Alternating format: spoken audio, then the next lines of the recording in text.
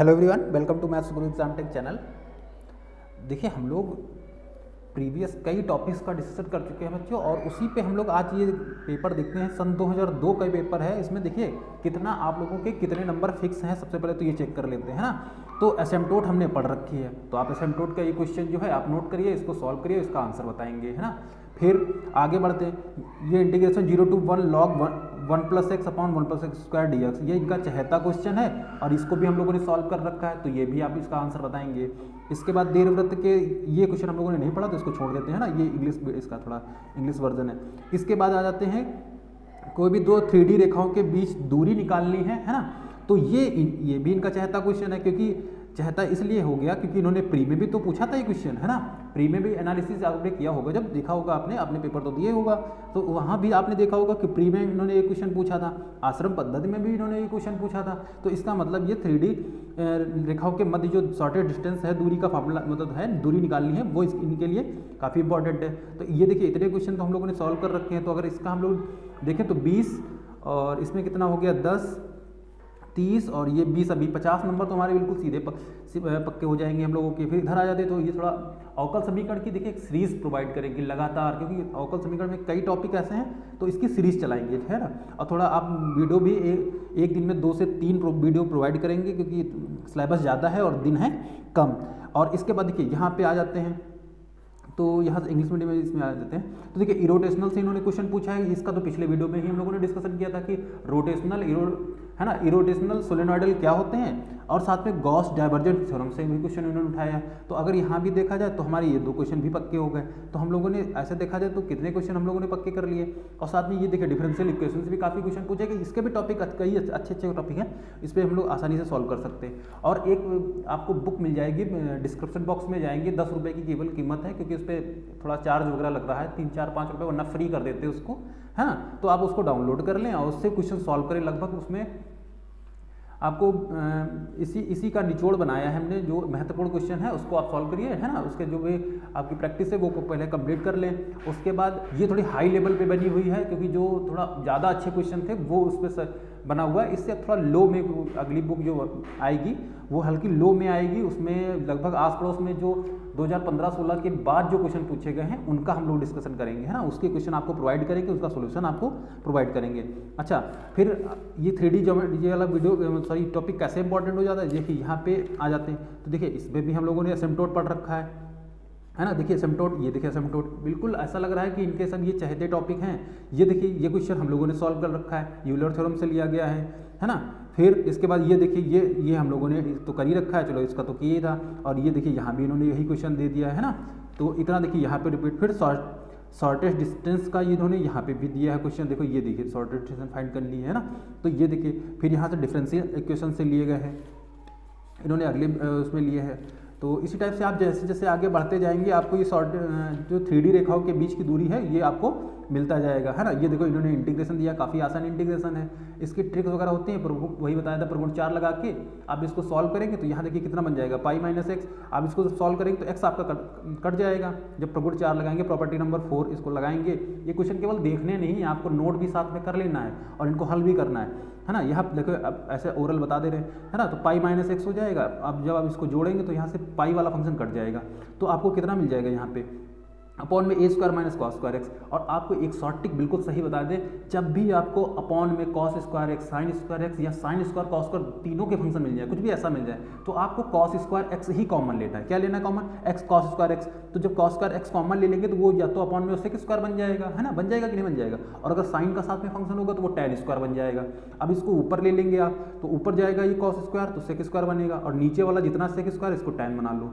नीचे वाले sec² को क्या बनाना है? tan। और ये जो ऊपर cos² जाएगा उसे जब tan को आप मानेंगे, है ना, जो सब्स्टिट्यूशन इंटीग्रेशन से लगाएंगे आप इसको, यानी कि जब उसको मान के लगाएंगे ना तो उसको कुछ भी मानेंगे 5/, तो आप सॉल्व करेंगे tan की वैल्यू तो sec² कट जाएगा और नीचे बेहतरीन इंटीग्रेशन मिल जाएगा आपको, और जिसका आप आंसर आसानी से निकाल सकते हो। तो इंटीग्रेशन सॉल्व करना बिल्कुल बाएं हाथ का खेल है ना। तो इसको छोड़ के अब देखिए यहाँ पे इन्होंने दीर्घवृत्त का क्षेत्रफल पूछा है। अच्छा, area bounded by the curve, है ना, मतलब 2 कर्व के बीच का एरिया बाउंडेड, ये हाँ इस पर वीडियो अभी प्रोवाइड नहीं किया है, तो इसका थोड़ा सा आप इंतजार कर लें। ये आसान टॉपिक है, इसको हम आगे प्रोवाइड कर देंगे, है। ये भी इनके लिए काफ़ी महत्वपूर्ण है।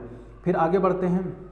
ये देखिए ये क्वेश्चन हम लोगों ने सॉल्व कर रखा है। अच्छा ये देखिए इन्होंने स्टोक थ्योरम से क्वेश्चन लिया हुआ है, तो स्टोक थ्योरम भी अभी हम लोगों ने नहीं पढ़ी है, तो स्टोक थ्योरम भी पढ़ लेते हैं। गॉस डाइवर्जेंस थ्योरम हम लोगों ने पढ़ रखी, तो इतना था, ठीक है। इतना हम लोगों ने 3-4 जो लगभग 3-4 सालों में जितना भी आया था 2003-4 तक, और इसके पेपर जो फर्स्ट सेकंड थे जो भी, उन पर हम लोगों ने डिस्कशन किया, तो हमको सबको ये इतना मिल गया कि क्या इंपॉर्टेंट है ना। तो ये क्वेश्चन भी आप लोगों ने देख लिए होंगे, अब इनको आप सॉल्व करिए। अब यहाँ से आ जाते हैं, देखिए 3D रेखाओं के बीच जो दूरी है, इसका फॉर्मूला काफ़ी लंबा चौड़ा है और काफ़ी मेहनत भी लगती है इसमें। तो आप देखिए, आपने एक जो स्क्यू लाइंस बोली जाती हैं, यानी कि हम लोग हिंदी में तो क्या बोलते हैं, उसको विषमतली रेखाएं बोलते हैं। तो उसका फॉर्मूला क्या होता है, R = A + λ भी होता है ना, A + λ भी होता है। और एक जो हमारा मान लेते हैं, एक होता है वो मान लेते हैं A + μ भी, है ना। तो इसके मध्य दूरी निकालने का, देखिए अब क्वेश्चन इसमें भी पूछ लेता है या फिर इसमें पूछ लेता है, तो आपको ये थोड़ा सा यहाँ पे समझ लेंगे तो आपको आसानी रहेगी। दोनों के लिए एक ही जो सूत्र है, एक ही सूत्र हो जाएगा, है ना। तो इसके लिए देखिए शॉर्टेस्ट डिस्टेंस का फॉर्मूला क्या होता है, मॉड ऑफ इसको A1 B1 में कन्वर्ट कर देते हैं ना, क्योंकि A B सेम हो जाएंगे, तो इसको A1 B1 और ये A2 B2 में कन्वर्ट कर देते हैं, तो ये A2 - A1 हो जाएगा, है ना। और यहाँ कितना हो जाएगा, B1 क्रॉस B2, और यहाँ डॉट रहेगा बीच में, अपॉन B1 क्रॉस B2, है ना। और इसका भी मॉड रहेगा।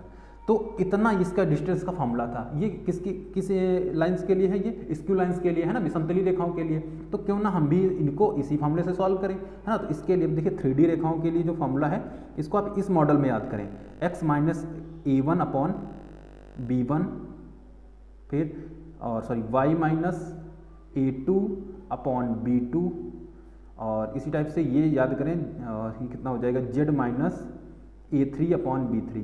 ये हमने इसलिए इस मॉडल में बताया है जिससे आप समझ जाएं कि A के पार्ट कौन कौन से हैं। भाई A1 A2 A3 A के पार्ट हैं, तो ये A वाले में जाएगा, यानी कि ये जो आगे लाइन लिखी हुई है ये आगे वाले में जाएगी, और B1 B2 B3 जो है वो क्या जाएगी, बाद वाले में जाएगी। तो इसी का इक्वेशन अगर हम बनाएं तो A1 की वैल्यू कितनी आएगी, 1, यानी कि केवल I। हम क्या बना रहे हैं इसमें, A बना रहे हैं, है ना। फिर कितना आएगा, +2J, फिर कितना आएगा, +3K, है ना। समझ गए होंगे, क्योंकि ये A के पार्ट हैं। फिर B के पार्ट कौन कौन से हैं, जितने भी B1 B2 B3 हैं, यानी कि नीचे वाले जितने भी हैं, तो ये क्या बनेगा, 2I 3J और +4K। तो ये देखिए बन गया इसका, है ना। तो इसका नाम रख लेते हैं A1, इसका नाम रख लेते हैं B1। और अगर हम इसको रेखा में एडजस्ट करें, विषमतली रेखा में, तो इसको हम ये लिख सकते हैं I + 2J + 3K और +λ, और साथ में 2I + 3J + 4K।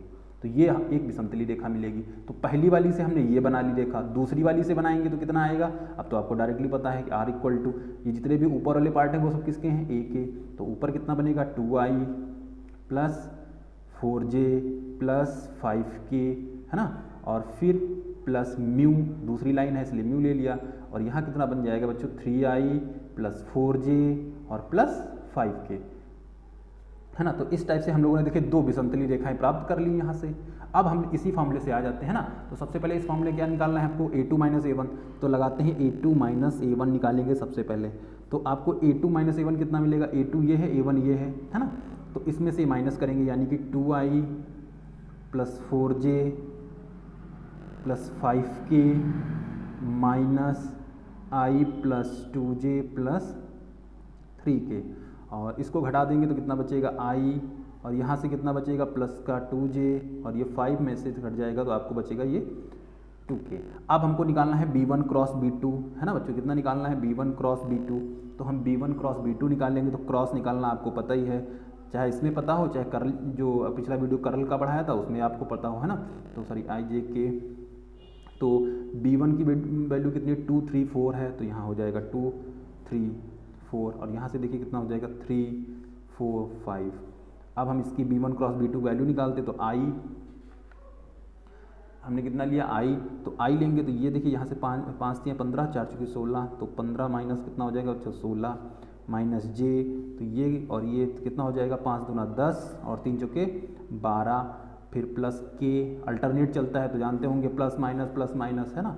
तो जब K लेंगे तो ये छोटा कितना हुआ, 4 दूना 8 और 3 दिया 9, है ना। इसको हल करेंगे तो माइनस का आई मिलेगा, इसको हल करेंगे तो कितना मिलेगा माइनस का 2 और यहाँ प्लस का हो जाएगा तो 2j और यहाँ बच्चों माइनस का k मिलेगा। तो हम लोगों ने वैल्यू कितनी निकाली, b1 क्रॉस b2 की वैल्यू निकाली है माइनस के आई प्लस के 2j माइनस के k। तो ये हमारी b1 क्रॉस b2 हो गई। अब आ जाते हैं अपने फॉर्मूले में, है ना। तो इसी पन्ने पे सॉल्व कर देते हैं, है ना। तो ये कितना हो जाएगा, ये हो जाएगा a2 माइनस a1। तो a2 माइनस a1 हमने निकाला है i प्लस 2j और प्लस 2k डॉट, और ये कितना निकाला है माइनस का i प्लस के 2j और माइनस के k, इसको थोड़ा सा हटा देते हैं, और अपॉन में मॉड लेंगे, इसका कितना आ जाएगा अंडर रूट 1 2 यानी कि 1 2 का स्क्वायर 4 और -1 का 1। तो ऊपर बच्चों कितना आएगा, 1 से 1 करेंगे तो -1, फिर 2 2 4 यानी कि 2 दूनी 4 और माइनस के 2 बटे रूट कितना हो जाएगा 6, है ना। तो ये कितना हो गया 2 3 घट जाएगा, 1 बचेगा, यानी कि d की वैल्यू कितनी आएगी 1/√6। कितनी आ जाएगी 1/√6। ये आपका आंसर आ जाएगा, है ना। तो उम्मीद है आपको बिल्कुल परफेक्टली ये सब समझ में आ गया होगी। इस टाइप से देखिए शॉर्टेड डिस्टेंस निकालते हैं और इनका ये पसंदीदा जो है टॉपिक है। कई बार इन्होंने पूछा है, चाहे सन 2000 से लेके आगे तक पूछते आए हैं ये लोग 3D और प्री। ये इसलिए इम्पोर्टेंट बताया क्योंकि प्री में भी इन्होंने पूछा था क्वेश्चन, तो इसलिए ये इम्पोर्टेंट हो जाता है। चलिए देखिए ये क्वेश्चन है, आप लोग इसको सॉल्व करें और इसकी थोड़ी सी क्वालिटी बढ़ा देते हैं वीडियो की, है ना। हाँ, अब देखिए ये क्वेश्चन है, आपको दिख रहा होगा ये वाला, है ना। तो इसको आप नोट कर लें, इसको लगाएं, इसका आंसर बताएं, ठीक है। और आगे भी हम लोगों ने ये वाले जो क्वेश्चन किए हैं उनका सोल्यूशन देखते हैं। अब बढ़ते हैं 1 2 3D के जो क्वेश्चन अलग से हट के पूछे गए हैं उनका भी हम लोग सोल्यूशन देख लेते हैं। चलिए बढ़ते हैं नेक्स्ट क्वेश्चन की तरफ। देखिए नेक्स्ट जो क्वेश्चन है ये एंगल से लिया गया है और ये इन्होंने यूपीपीसीएस 2005 में पूछा था, है ना। यूपीपीसीएस इन्होंने 2005 में ये क्वेश्चन पूछा है और एंगल से लिया गया है, ठीक है। वैसे आपको मेन फोकस इनकी डिस्टेंस वाले फॉर्मूले पे करना है और उसी से क्वेश्चन सॉल्व करने हैं, है ना। लेकिन एंगल और इन्होंने एक क्वेश्चन और भी पूछा है 2006 में पूछा है, उसमें इंटरसेक्टिंग पॉइंट बताने हैं। बस 2 टॉपिक हैं, एक आपको डिस्टेंस, एक एंगल और एक इंटरसेक्टिंग पॉइंट। ये 3 टॉपिक आप पढ़ें और उसमें से मेन फोकस करें किस पे, शॉर्ट डिस्टेंस कैसे फाइंड करते हैं, ठीक है। तो एंगल निकालना इसमें बहुत आसान होता है। देखिए एक बात हमने बताई थी कि जब भी सेम चीज़ों के बीच निकालेंगे एंगल, है ना। सेम का मतलब क्या है, जैसे लाइन दोनों भाई देखिए 3D लाइन है तो मतलब कॉस लगेगा। दोनों प्लेन होते क्या लगता, कॉस लगता। दोनों वेक्टर होते क्या लगता, कॉस लगता। मतलब समान चीज़ों में हमेशा कॉस लगेगा। विपरीत चीज़ों, जैसे एक इन्होंने 3D रेखा दी होती और एक इन्होंने प्लेन दिया होता, समतल दिया होता, तो क्या लगता, साइन लगता। एक वेक्टर देते और एक क्या देते, एक इन्होंने प्लेन दिया होता तो क्या आता, साइन आता, है ना। मतलब डिफरेंट में साइन लगाना है सब और जो सेम है उनमें क्या लगाना है, कॉस लगाना है। तो एंगल ऐसे फॉर्मूला पकड़ने के लिए आपको आसानी हो जाएगी। तो कॉस थीटा बराबर कितना आएगा, आपको कुछ नहीं करना है, बस आपको केवल नीचे वालों से मतलब है। अगर ऊपर बिल्कुल फॉर्म हमारी सही लिखी हुई है तो केवल हमको नीचे वालों से मतलब है, बाकी किसी से मतलब नहीं है। तो ये मान लेते हैं B1 B2 और इसको मान लेते हैं B3, इसको मान लेते हैं B1 डैश B2 डैश और B3 dash.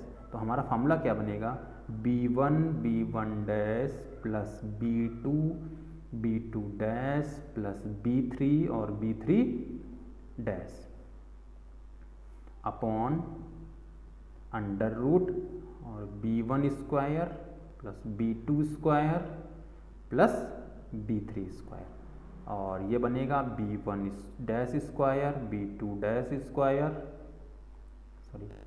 Plus B3 dash square, ठीक है।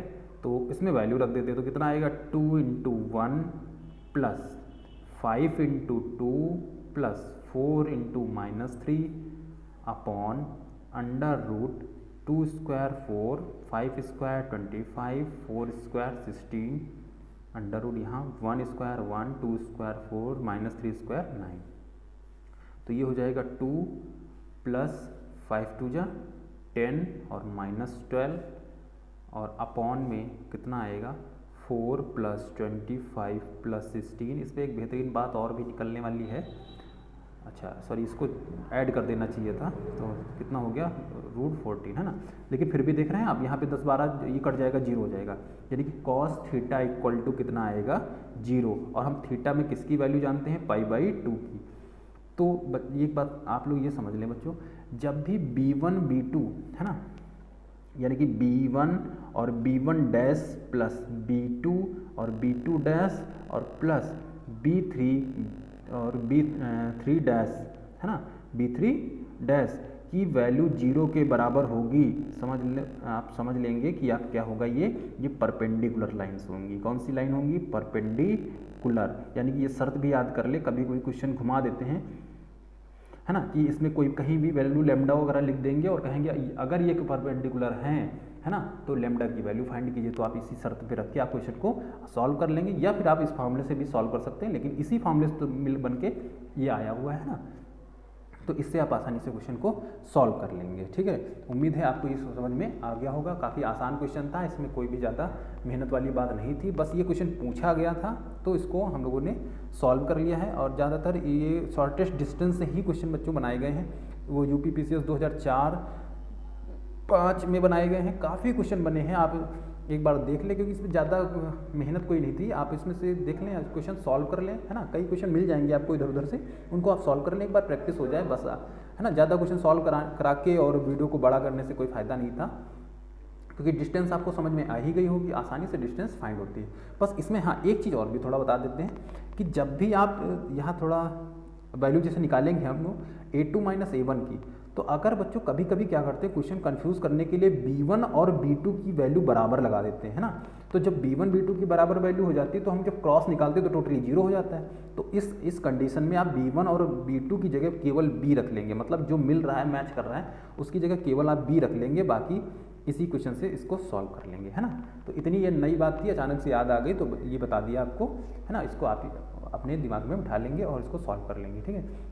और नेक्स्ट जो टॉपिक है ये स्टोक थ्योरम से आपको क्वेश्चन, क्योंकि स्टोक थ्योरम को दिख गया है ना ये इसमें, तो अब स्टोक थ्योरम से आपको जो क्वेश्चन है ज़रूर प्रोवाइड करा दिए जाएंगे और आपको आपकी तैयारी जो है अच्छी तरीके से करा दी जाएगी। आप इस चैनल के साथ जुड़े रहें और वीडियो को लाइक जरूर करें, और जो भी क्वेश्चन दिए जाते हैं उनका कमेंट बॉक्स में आंसर जरूर दिया करें। थोड़ा सा अच्छा लगता है कि हाँ आपने थोड़ी मेहनत की, क्योंकि हमने इतनी मेहनत की तो आपने भी तो थोड़ी मेहनत की है ना। तो आप प्लीज़ आंसर जरूर बताया करें। Thank you.